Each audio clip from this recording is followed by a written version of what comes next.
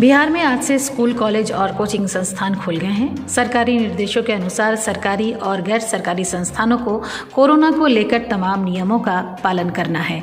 अगर किसी भी तरह की लापरवाही बरती जाती है तो वैसे संस्थानों पर सख्त कार्रवाई की जाएगी।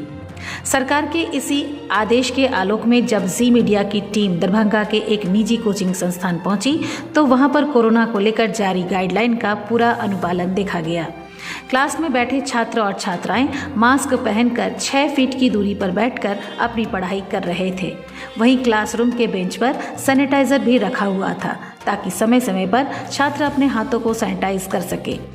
वहीं बच्चों को पढ़ा रहे शिक्षक मनीष पाठक ने बताया कि कोरोना को लेकर सरकार की ओर से जितने भी गाइडलाइन जारी किए गए हैं उनका अनुपालन हमारे संस्थान द्वारा किया जा रहा है।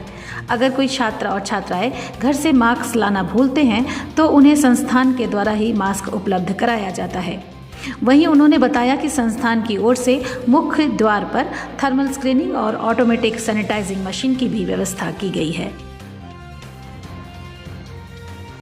इसमें क्या हो जाता ना कि तुम्हारे पास एक ही बॉन्ड आउट जाता, प्लेन में आउट जाता। अब प्लेन के आउट जब एक ही बॉन्ड जाए पिरामिडल बनना चाहिए। तो ये कंडीशन ओपन नहीं करोगे, ये वाला कंडीशन से सॉल्व करो।